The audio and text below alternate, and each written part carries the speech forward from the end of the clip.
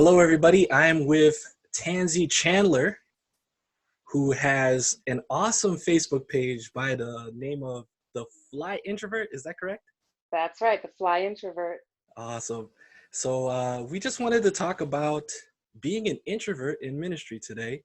But first, I'll just ask you if you could give a short bio about yourself and what led you to where you are now in ministry. Absolutely. I was born and raised in Toronto, Canada. I grew up in a Seventh-day Adventist home, and around the age of, 18, I think I met my husband, Pastor Damian Chandler, and the two of us started ministry together after we got married. 5 years after we met, moved to Seattle, Washington.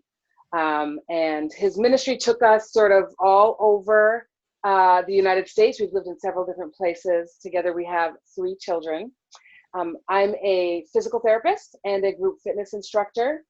And I love what I do. I love health and fitness. I love teaching people how to take care of their bodies. I like teaching people the value of their emotional and mental health. I think it's an area that's really important for people to sort of embrace and learn to take care of. And so I spend a lot of my time with my clients talking about that. And I just love my family. I love the blessings that God has given my husband and I and our 3 kids. And I'm Awesome. also an introvert. Yes, yes, yes, she is an introvert. And what I wanted to basically maybe start this conversation starting out talking about is the fact that you're a physical therapist during this time of social distancing in COVID-19. You're an essential worker, correct? I am. Yeah. How is it out there having to still work and be in the community while people are mostly staying home? Yeah, it's a real challenge, and I appreciate you asking me this. It's a challenge right now because in many people's lives, the world is sort of slowing down because a lot of events and gatherings are canceled as a result of social distancing. But for people in healthcare, things have really ramped up. And I am a physical therapist. I don't work in the hospital. I work in an outpatient facility. So the pace is not quite as fast as it would be in an inpatient facility, but I'm still working my regular Monday through Friday schedule. And I guess as this pandemic sort of continues to play itself out, it's becoming a little more concerning sometimes to be out in the field every day because there is this sort of always this undercover risk that I might be exposed to something. And in my field, I work in very close proximity to people. So I do a lot of hands-on work. I'm guiding people through exercises. I'm doing manual therapy. And so we're in each other's personal space for, 30 minutes or so. And, I'm constantly in prayer, asking God to protect me from things seen and unseen. At this stage, that's all I can do because I don't want to bring anything home to my children and my husband. But I also feel that I have a role to play. There are people who still need physical therapy, so they still need us to be present. So it's a little bit of I feel like I'm living out my calling and my purpose. There's also a risk involved, and I know that God is covering me in spite of the risk. Wow.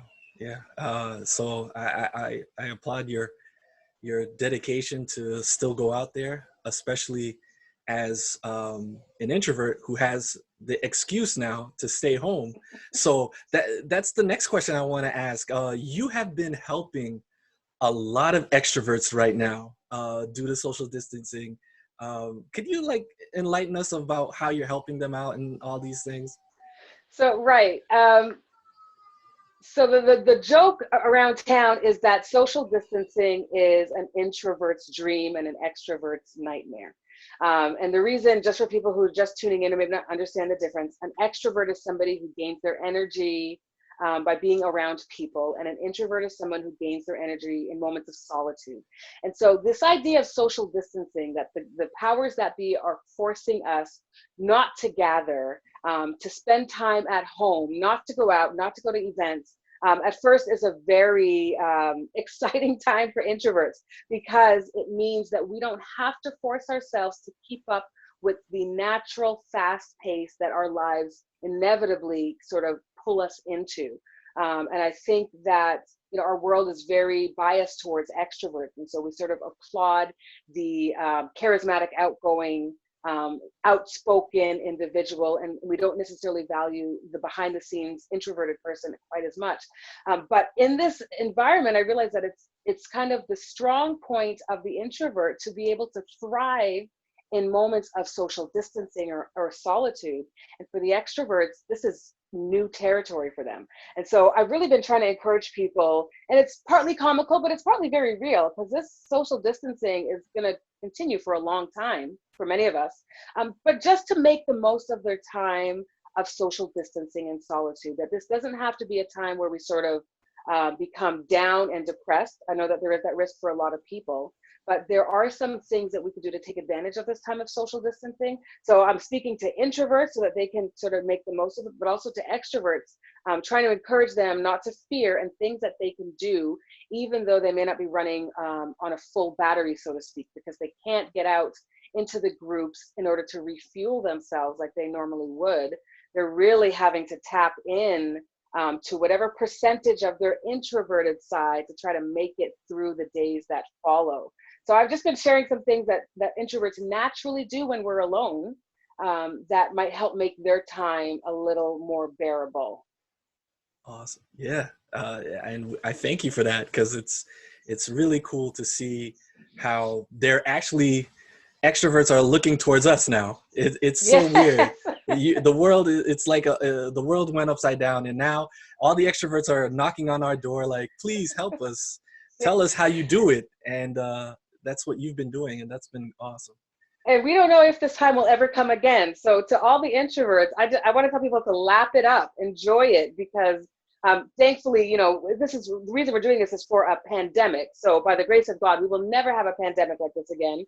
A lot of people are suffering, obviously with this, but still, for those of us who have our good health and who are introverted, this is really our time to shine privately in our own spaces, but to really take advantage of this time. Wow. Now, speaking about social distancing, I want to bring you back to a couple months ago where we were in a situation which was the complete opposite of social distancing. And that's where Yeah. I actually got to see you. I didn't meet you, but I got to see what you were about in this environment. And that was Oshkosh last August. Yes. You posted a video that went basically almost viral, at least in the Seventh-day Adventist community, Right. where you were in the passenger seat with your husband in one of the golf carts, and you were telling how it takes you so long to get where you're going because he wants to greet everybody, but an introvert knows what to do, and that is to not give eye contact and just look where you're going and keep driving. Yeah. And once I saw that post, I went immediately to the heart and liked it. And I think I may have even commented, because I know that feeling of how you'll be at Oshkosh and people will say hi to you, maybe ask for a ride, or something like that, because it's a lot Mm-hmm. of walking and you're not going to get anywhere if you keep looking at Right. everybody. So that's when I first saw what you were about. So let me ask this. How was it in that situation where there's over 50,000 Yeah. pathfinders and leaders and staff, and your husband is the speaker, so he is well known in this basically city in Oshkosh, Mm-hmm. Wisconsin, and here you are as an introvert. How was that? So that was an experience like I've never had before. I'm used to my husband sort of being up front and center. We've never been in a crowd that big. It was actually quite amazing, not just for myself, but also for him. About 60,000 people were there. And after the first sermon that he gave, we literally could not go anywhere on campus. I mean, that video was not an exaggeration at all. We couldn't go anywhere on campus without being stopped. It was a kind of attention that I wasn't really prepared for. Now, my husband and I had a conversation beforehand because we knew that this was going to be an intense week. We took the whole family. He was selling several of his books and his products. I was the main person managing, the selling table. So we've been married long enough that we talked first and said, this is going to be a wonderful experience, but also a very exhausting experience for me in particular, because we knew that it was going to be go, go, go, and there was going to be so many people. But it was still about 10 times bigger than I was prepared for. And so really it meant my husband and I had to have a game plan going into this. There were times in the day where we had to be amongst the crowd. We had to, navigate the crowds. We had to go through to find my kids who were at the campsite for our church. And then we had to craft out times where I could pull away, whether it was backstage where only the cast could go, or back to the hotel and I could get an hour, even just 30 minutes of time to myself. Sometimes I was just hiding out in the car because it was absolutely exciting but overwhelming to have that constant attention from so many people. And so the video came about. I can't tell you what it was that caused me to even make a video like that or share that on social media. I'm not really a comedian, at least not on the surface. But it was such real life, because there were times when he was driving, and he likes the crowd to an extent. So when he loves to meet new people, so every opportunity that he would get, he would stop and meet somebody and shake a hand and take a picture. And he was just soaking in all of this great extroverted fuel. But we had places to be, literally. We had to get to the place to sell the books because it was open and they were waiting for us. We had a schedule to keep, and we absolutely were not able to keep up with the schedule because of that. So it was truly comedy birthed from reality, where I was literally telling him, you cannot stop for every person that wants to meet you. We have to keep going. Something in me just told me to press record, and this was all live conversation that we were having. And it just, I'm shocked at how many people it touched, because it was my opportunity to really be very honest. I'm sometimes afraid to say, I need to avoid eye contact just so that I can get to where I want to get to. I don't want to come across as rude, but there are times when that's just the reality. I need to do it. And so to find out that so many people were in that situation, that this is what I got to do to get to where I need to get to on a regular basis, was encouraging. And also it makes every introvert who watched that video felt like I am not alone. There are people out there who feel exactly like I do, and there's nothing wrong with me. That was really what I hope. And everything that I share about introversion, it's to enlighten the extroverts about who we are, but it's also to give introverts a sense of confidence in who we are, because we don't often have these open conversations with each other or with anyone else. We stay inside our heads. And when we stay inside our heads so much, I think that we sometimes minimize our gifts. And I don't want us to minimize that gifts, because I think the world needs introverts and our gifts just as much as we need extroverts.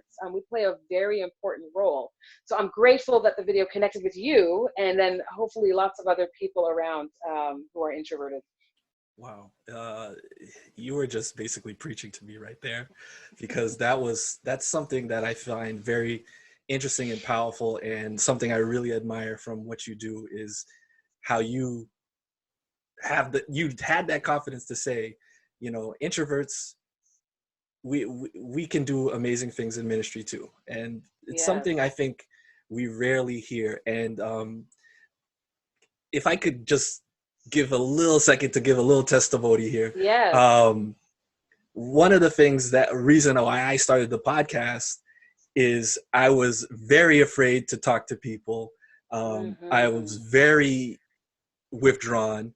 And one of the reasons also I didn't pursue ministry for many years is because when I was a student pastor, when I was in my early 20s, the pastor I was with said, I don't think you can do this because you are an introvert. Well, he didn't say introvert, but he was a very extroverted pastor, and he saw that I was completely different.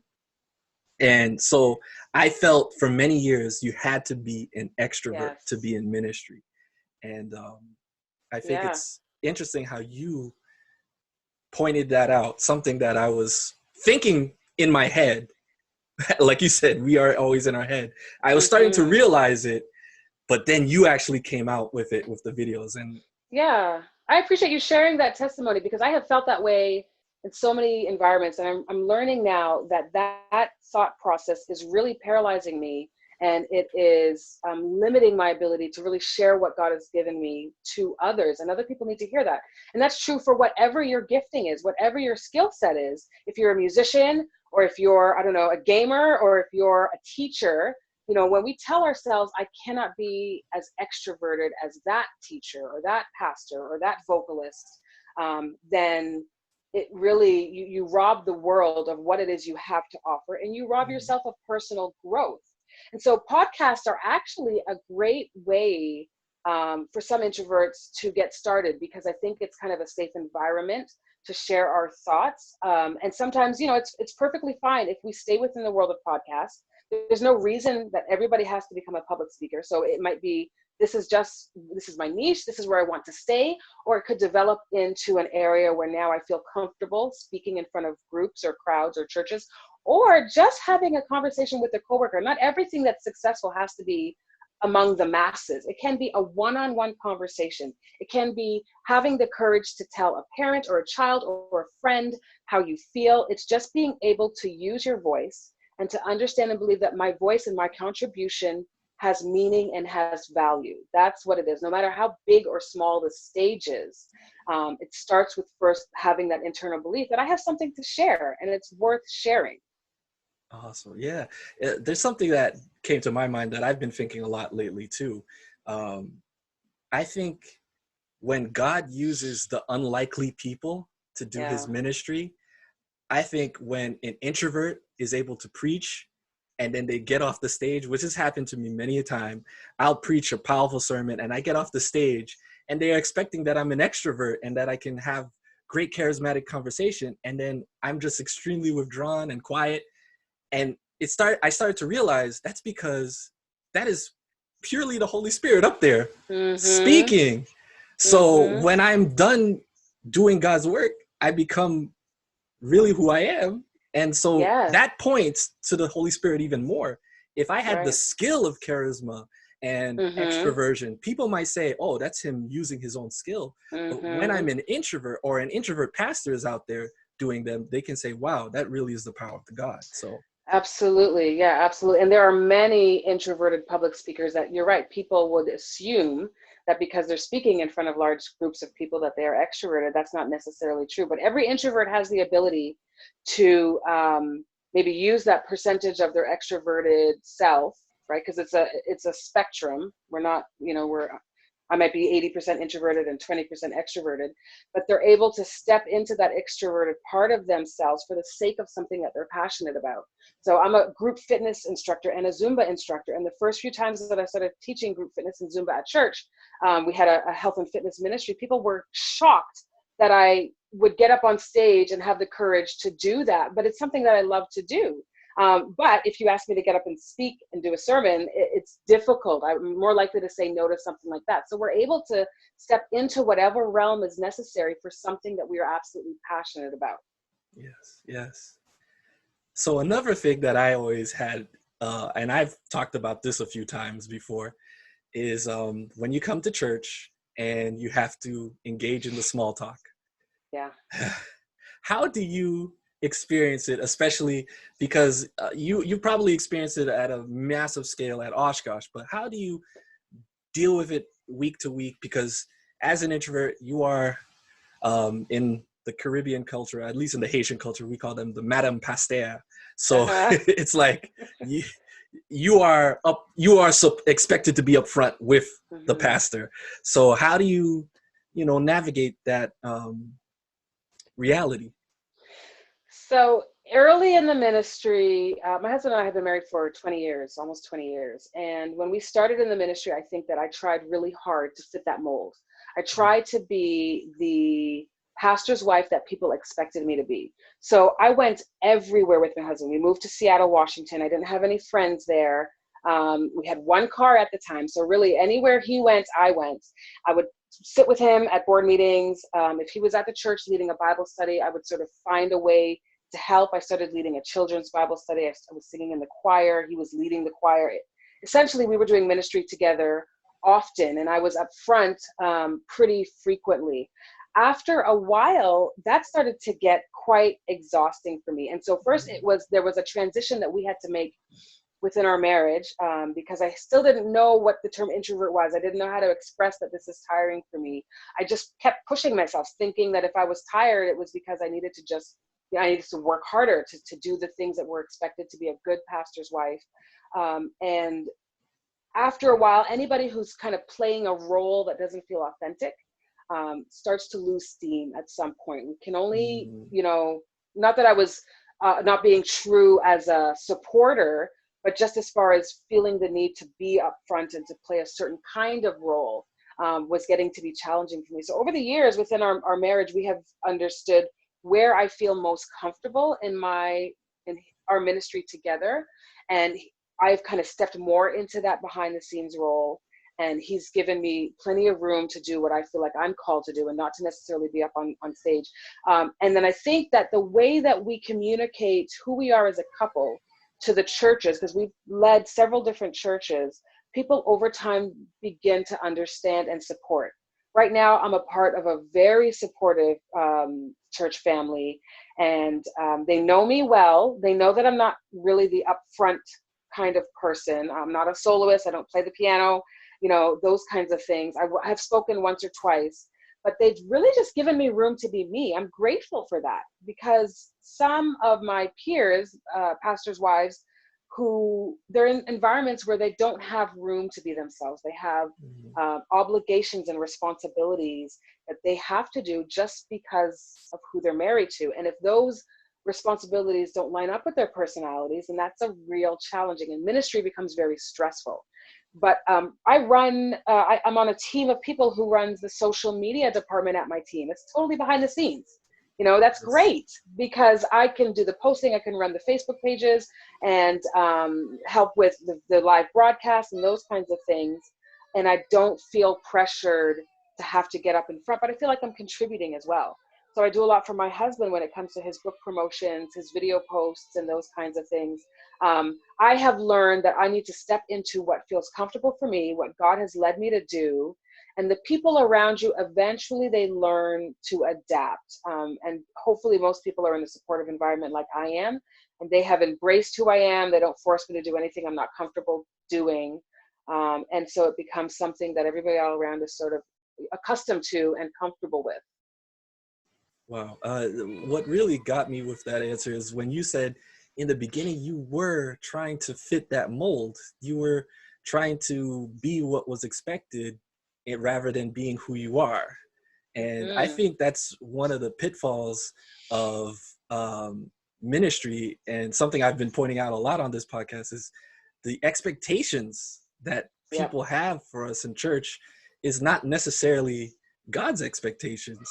God called you because of who you are and not what he wants you to fulfill for people. So absolutely. It's really interesting that you did that. And I can understand, because as we said, introverts get energy from being in solitude.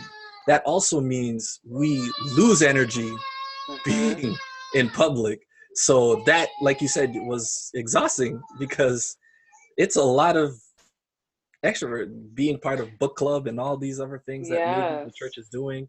And that can be, it can be tough. So it can be tough. It can be tough. But one of the things that I think, if my life had a message and a theme where this personality information comes into play, and also with health and fitness, I want people just to learn to be authentic. So this is true for extroverts as well.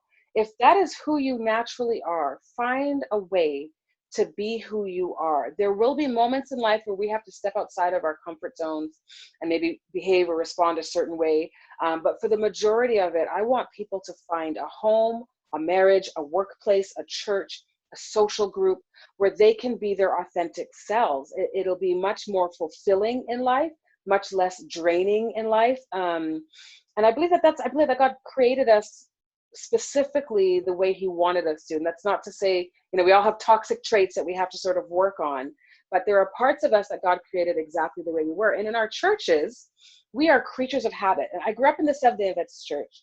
I feel like I can say this because not only have I grown up in the church, but my husband being a pastor, we have seen churches from the east to the west. And so the pattern is that we are traditionalists, and this is not a bad thing, but we like things to follow a certain way. And the challenge with that is when people come that don't meet our Seventh-day Adventist status quo, we often don't know how to embrace them, and then we force them to fall in line, which I believe robs the church and harms the individual, because not everybody needs to fall in line. There are some creatives and there are some other types of people that can really add to our Christian experience if we would just allow people to be authentic and not force everyone to behave a certain way. Wow, couldn't say it better myself. Thank you for that. And going off on that, you have a Facebook page called the Fly Introvert, and I'm shocked that you said you are not naturally a comedian, because what you have been posting has been 100% hilarious. There's been some short videos of you finally coming to a party and greeting everybody, and everybody's, congratulating you. And after you say hi to everybody, you actually leave. I noticed that because I'm an introvert too. And the one you've done just recently, a few days ago, was cancel the plans, or cancel your Oh, plans, right. the Yes. game show of introverts. But the twist is you actually had two extroverts as the guests, and the stress that you went through, my goodness, because they were answering those questions like true extroverts, Like and true extrovert. it was challenging for you. So what inspired you to make that page, and how are you able to come up with this hilarious content? To be honest with you, that's a question I ask myself too. I don't know where it comes up in my mind, but I realize that there is truth in jest and comedy in the very mundane things of life. Oftentimes as introverts, the things that we're thinking in our heads, that we believe we must be the only people thinking this or only people feeling this way, it's not true. And just bringing that to light is what makes it funny. So it by itself, I don't know that that's very funny. I think people laugh mainly because they can see themselves in the setup situation. That's what makes it funny.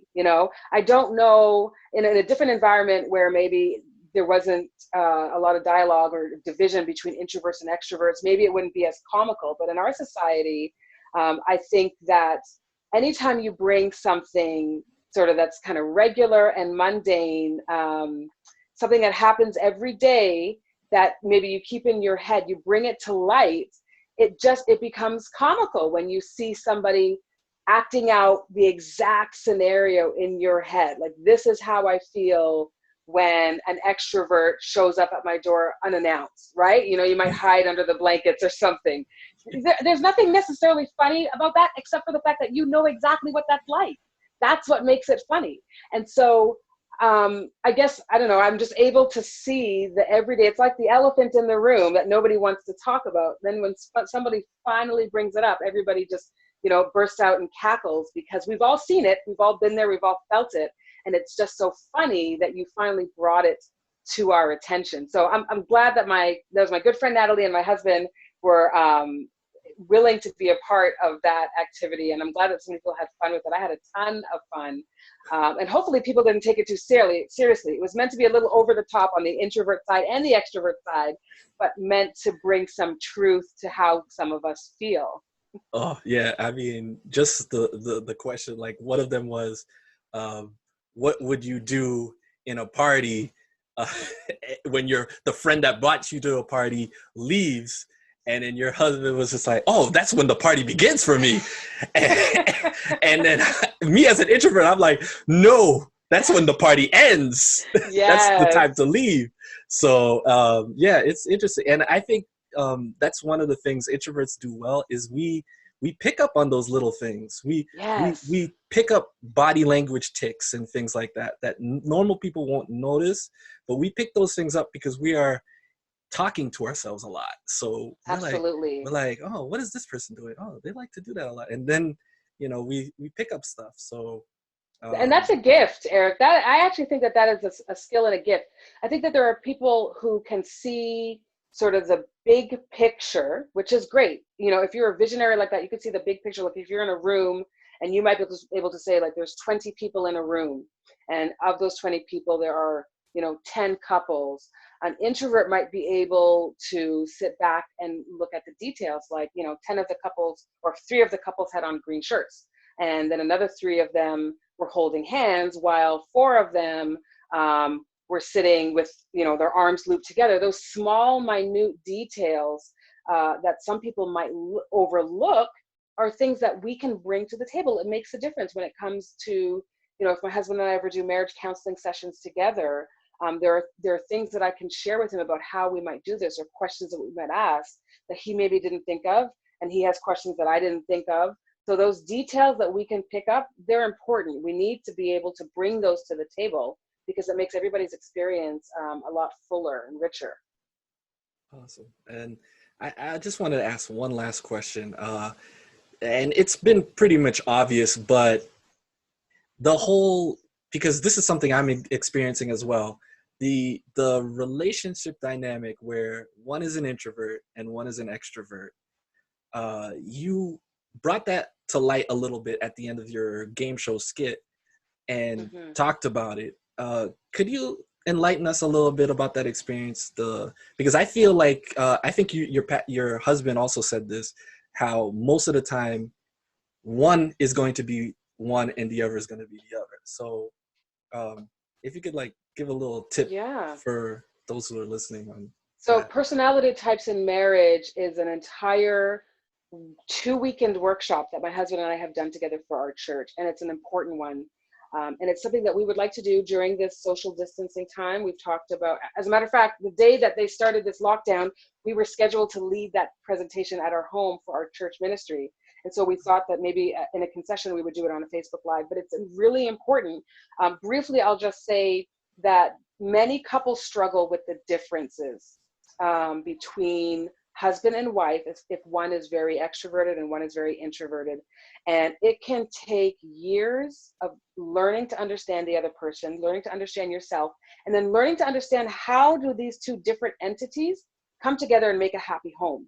That's a process that can really discourage some families, or it's a process that can really encourage some families and get stronger. But it's so important that we have these conversations as couples. The first time we presented this, again, we didn't have any clue how meaningful it would be. We were just sharing our personal testimony. That's when we discovered, of the people in the room, that so many were, you know, one introvert, one extrovert, and so many had challenges in their marriage surrounding this because of the lack of understanding. And so it was a completely eye-opening experience to be able to share our struggles, especially as leaders. I think it's when leaders can admit that we've struggled in certain areas and this is how we overcome it. I think it really helps people to not be as shy or embarrassed about their particular struggles, because everybody is human. But the key really is being able to appreciate and embrace who you are as an individual, and then appreciate and embrace who your spouse is as an individual. And to understand, my husband says this all the time, that there is no normal. Like, we have this idea that in order for you to be normal, you have to behave a certain way. And that's not true. There is you and there is me, and both of them can be correct and okay. So I'm not going to try to change my husband to be more like me, and he's not going to try to change me to be more like him. I'm going to learn to understand who you are.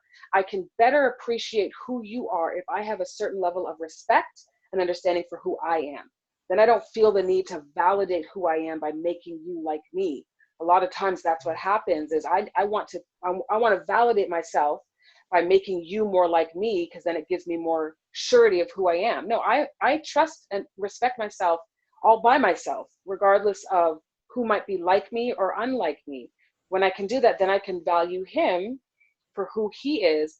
And then we can work on coming together and seeing how we can make this a beautiful home and a beautiful life and a beautiful family together. So it's really important. We definitely will share that at some point, and I'll share that on my social media page, because I think that a lot of people would benefit from just being a part of that conversation. Yes, definitely. And I would be one of them. So I'll look forward to that. And I love that statement. There is no normal. There is no normal. And with that, I think I'll let it end. But as I usually do, I give it to the guests to give some words of encouragement.